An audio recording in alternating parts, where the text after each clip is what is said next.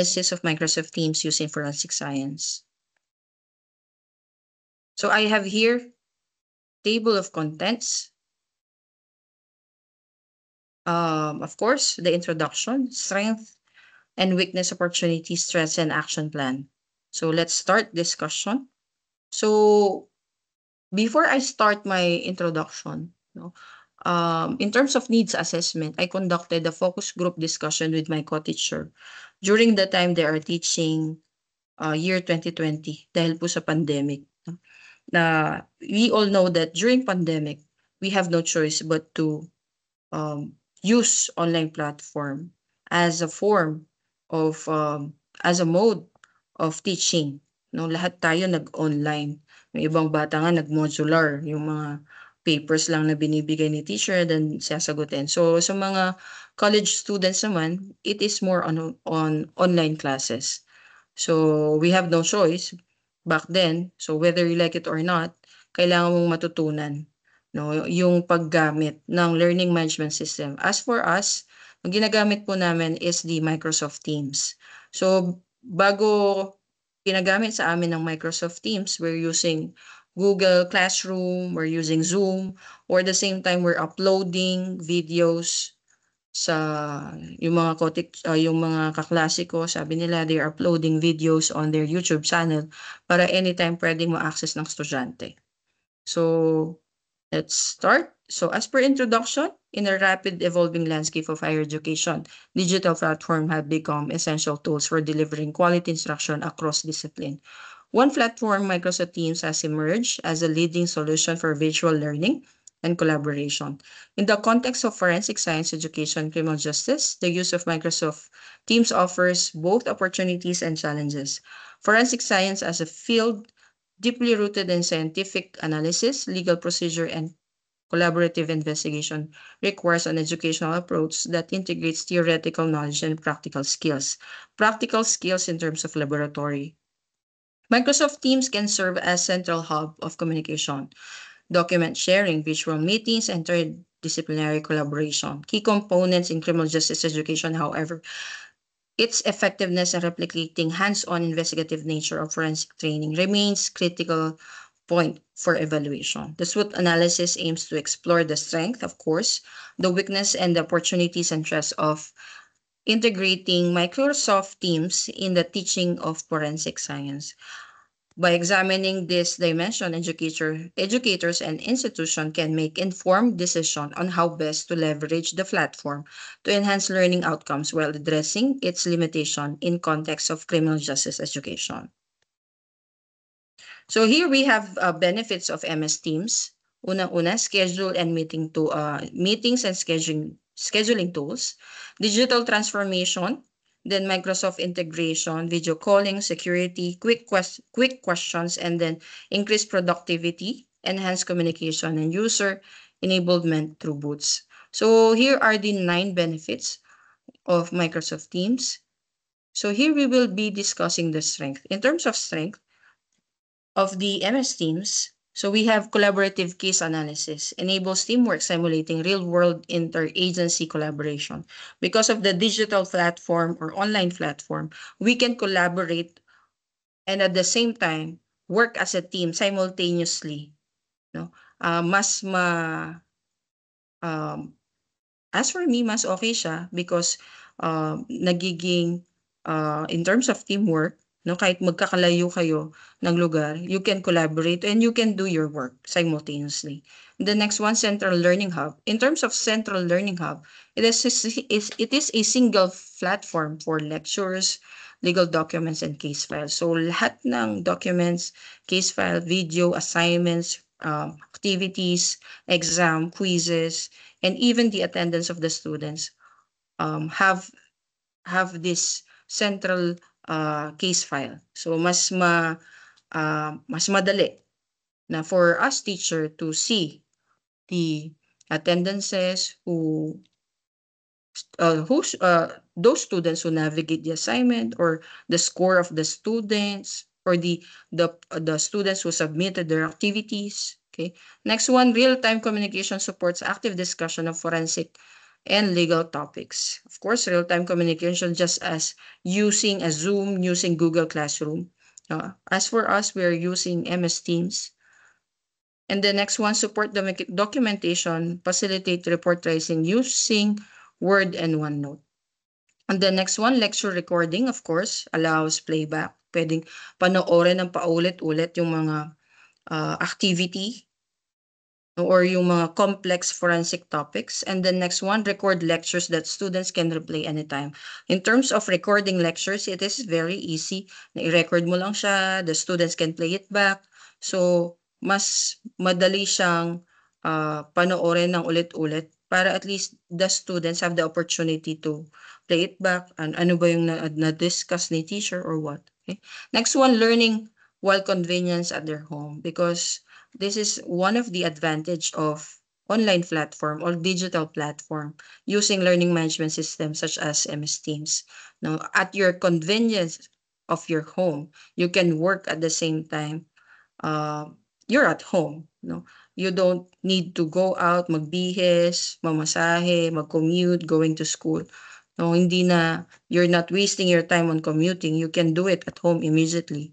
The next one, using videos, more tutorial session as additional tool in learning. Of course, those tutorial videos or tutorial session or videos can be uploaded that the students can watch anytime or replay anytime. Next one, using breakout rooms for group laboratory activities. They can use shared screen. So yun yung another strength of using MS Teams. Then here we have the weaknesses of MS Teams. No, in terms of forensic science subject, in terms of lacks hands-on simulation. Iba po kasi yung hands-on simulation based on virtual. So hands-on simulation, physically, lab work cannot be replicated virtually. So mas okay daw yung hands-on. No, iba yung learning ng bata if he or she is the one doing it physically. Next one, limited demonstration tools. Of course, it is limited because it's online. At the same time, not suited for high detail forensic analysis tools. So, yan lang yung nagiging weakness. And then, technology barriers. Some users may lack technical skills or equipment.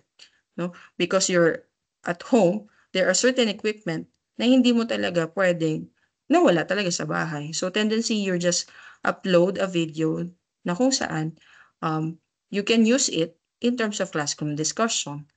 Next one, passive learning risks, potential overuse of lecture-based teaching. Then no software, so wala pang existing software. Or if there an existing software, forensic online tools are purchased to navigate. So kailangan mo siyang bilhin. Okay? Next one, limited hands-on and actual lab equipment that may affect their technical competencies. So again, no, hands-on or actual lab equipment, limited hands-on or lab equipment can affect competencies of these students. So that's the weakness. And then this one is the opportunity. So in terms of opportunity, based sa aking interview sa aking mga co-teacher, they told me that virtual crime scene integration can implement 3D simulation and virtual labs. Okay? Guest expert session allows session with remote forensic legal professionals. Of course, nowadays, speakers around the world, no? You just have to communicate or coordinate. No? Kahit sang university ba yan ng mundo, no? You can ask them to be your guest speaker. No? It's not limited. No? You can ask speaker from other university, other countries to be guest lecturer on your subject. That's possible already because of the online platform or digital platform. Next one, interdisciplinary collaboration bridges departments and institution. And then students' presentation enable mock trials and digital courtroom services. So this one is mostly on in terms of medical legal aspects, siguro in terms of evidence, no? And then procurement of forensic software. Okay, so you have to buy a forensic software. That's an opportunity, of course. If you have the budget, why not buy? Okay. Next one, develop improvise home laboratory activities. If you don't have it, you improvise something at your home that you can use for the activity. The next one, develop visual instructional material. So again, if uh, you don't have home laboratory, you can improvise instructional materials that you can use in your classroom. So these are the threats based on the interview or focus discussion or based on data gathering. So in terms of confidentialities of issues, risk of sharing sensitive case data online, then academic integrity, ito yung masyadong na-emphasize because of the dishonesty. Dishonesty in terms of assessment or quiz or exam or activities. And then platform access issues, downtime may disrupt instruction. So again, because of we're using electricity. So as for me, no, nagiging challenging talaga siya nowadays here in our area because of the rainy season na pag malakas ang rain, no, yung ulan, nawawalan ka ng kuryente. Pag wala ka ng kuryente, so tendency walang wifi, you cannot connect. Okay. And then over-resilience on digital tools neglects physical components of forensic training. So masyadong nagre-rely in terms of digital tools na hindi na nagkakaroon ng face-to-face training or hands-on laboratory training. Next one, in terms of cybersecurity, no? As we all know, cybersecurity is nowadays is very rampant, no? Dahil nga because of the digital platform. And the next one, digital literacy may affect their performance, of course. And the last one is, co-teacher told me it's very expensive to buy. No, lalo na pag you're in a university and it is not a priority to procure or to buy such um, equipment or app or technology. No? Nagiging threat siya in a sense na hindi mabili-bili. Okay? Or maybe it can be a weakness because you don't have the budget to buy. So here we have the action plan. So effective integrate Microsoft Teams into teaching forensic science. The first step is to establish well structured digital environment by creating dedicated Teams channels for lecture, laboratory simulation, group activities. Faculty students should undergo initial training to be familiar themselves with the platform and tools and function. Once infrastructure is in place, structure will upload course materials such as presentation, forensic case files, and reading resources to ensure easy access and organization. To enhance engagement, features like live polls, breakout rooms for group work, Q&A session will be incorporated regularly. Virtual labs and forensic simulation tools will be linked where possible to supplement hands-on learning. Guest lecture from industry professionals such as forensic scientists or law enforcement officers will be scheduled monthly to bridge the theory with practice. Students' performance and platform effectiveness will be monitored through regular feedback and performance review. Lastly, strict guidelines on data security and ethical issues will be enforced to protect the sensitive information and ensure responsible use of digital content. So again, thank you so much. That ends my uh, presentation regarding the SWOT analysis of Microsoft Teams used in forensic science subject.